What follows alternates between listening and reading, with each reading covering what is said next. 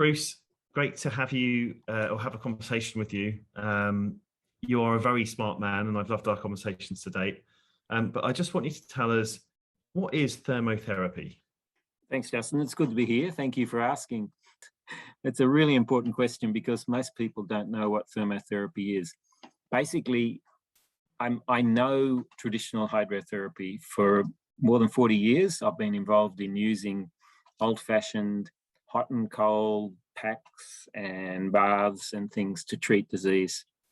And that's been going on for thousands of years, since BC. You think about the Romans and the Greeks.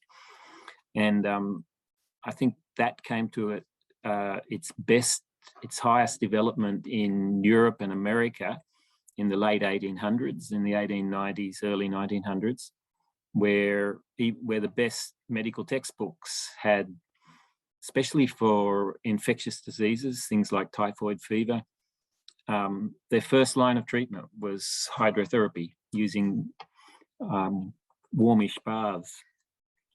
And when you compare the results they got from those treatments to today, even with antibiotics, were only slightly better than they were. They actually got to, the people who used it, it worked very well. So, but it's disappeared since then.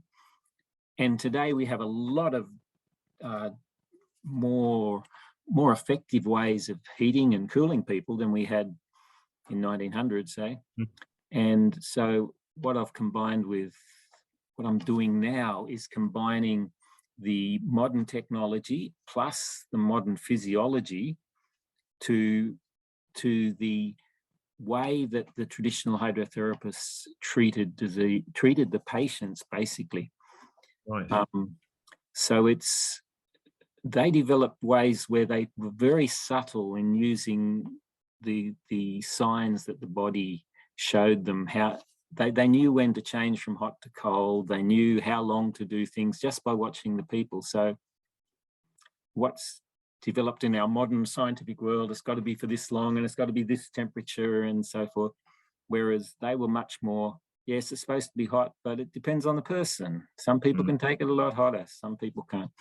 And so basically, modern thermotherapy is a modern take on hydrotherapy, but all on traditional hydrotherapy.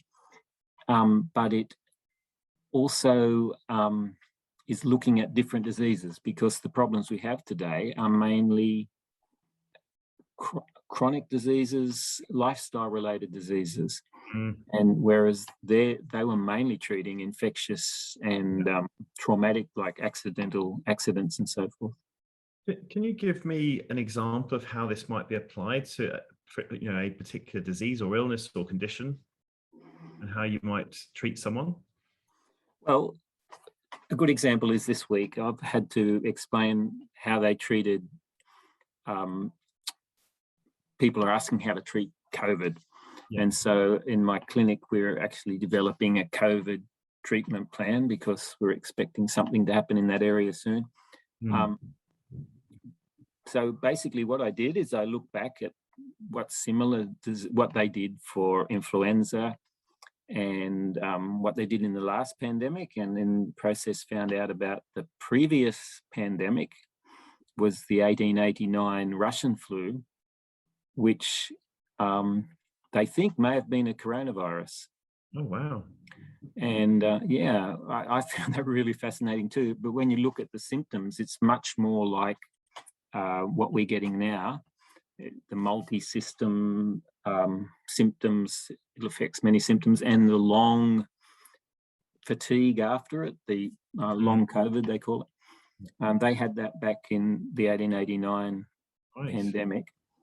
And that one, so I look in my textbooks, and I've got a couple of textbooks. The main one I really like this fellow's style. His name is George Knapp Abbott, and he wrote a textbook for medical students and practitioners on hydrotherapy. And he actually went through the textbook I have is his 1914 edition, and he actually mentions the 1889 epidemic, and he talked about the treatment he did for them, and he had to modify his usual influenza to make it milder because these people are a lot weaker. And I think fatigue is one of the big issues in COVID, is from what I've heard, and also headaches and body pains. And he talks about all of those things. So, so what he would do for that is get the person to sweating as gently as possible, but do it quick. Are they in a bath?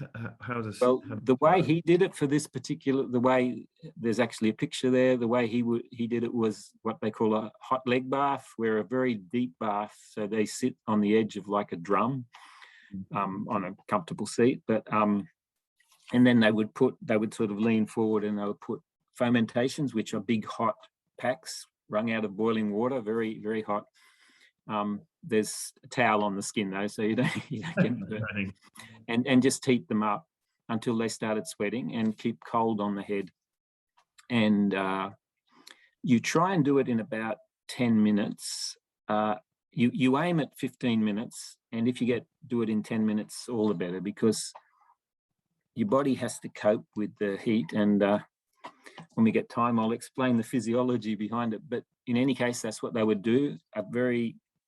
Get to sweating fairly quickly, and then they would do a brief cold. In the case of that Dr. Abbott spoke about, he would do a cold mitten friction, rub them down with mittens that were toweling mittens that were wrung out of ice water quickly, and then do one limb at a time and dry it off, and then the other limbs and so forth. And then he would put them to bed with a or the other thing he would do too is a graduated shower, where you start off in the shower warm and then gradually make it cooler, so it gets down to around 30 degrees, 32 degrees. So it's still warm, but only for certainly less than 10 minutes. And then he would put them to bed to sweat gently for a number of hours, is the actual quote. So, and so that's the treatment. It's a very gentle treatment. That's the first treatment, and the ones after that are even gentler. So you do it for at least 3 days, once a day. And the second day is, he did hot baths because people had so many muscle aches and pains, especially their backs. They had back pain. And they would soak in a bath as long as they were comfortable, up to 20 minutes. At 20 minutes, they had to get out, but no longer. And it wasn't super hot. They didn't have to sweat. And then back to bed to sweat gently again. And then the third day would be the same. And you normally reassess on the third day. If you need to keep doing the treatments, you do. You continue if there's still like muscle pains and so forth. But if you do a good sweat on the first treatment, basically by the third treatment, you should be pretty much symptomatically free. You shouldn't have any symptoms. Wow. So you're saying, so if I was a COVID patient and I was starting to get full-blown symptoms of COVID, then by doing this treatment, within a few days or so, those symptoms would be alleviated? I'll give you a good analogy. Yeah. The break the glass, press button fire alarm, really dumb thing to do because it does absolutely nothing to this raging fire you've discovered. Press a button. But what it does do is call in a whole team of experts who are well equipped, who are well experienced. They can fight the fire far better than I could, and they arrive really quickly. And so basically that sweating treatment alerts the immune system. It doesn't do anything to the disease. Well, maybe it makes the viruses a little bit uncomfortable because they don't like a raise in body temperature. But basically what it does is call the immune system in and starts the whole immune response. And if you get a strong immune response, over 48 hours, it should deal with any problem. So that's why you do this when you first get symptoms. As soon as you know I'm getting sick, you do a sweating treatment, and it doesn't really matter apart from exercise how you get to sweating. But that's traditional hydrotherapy.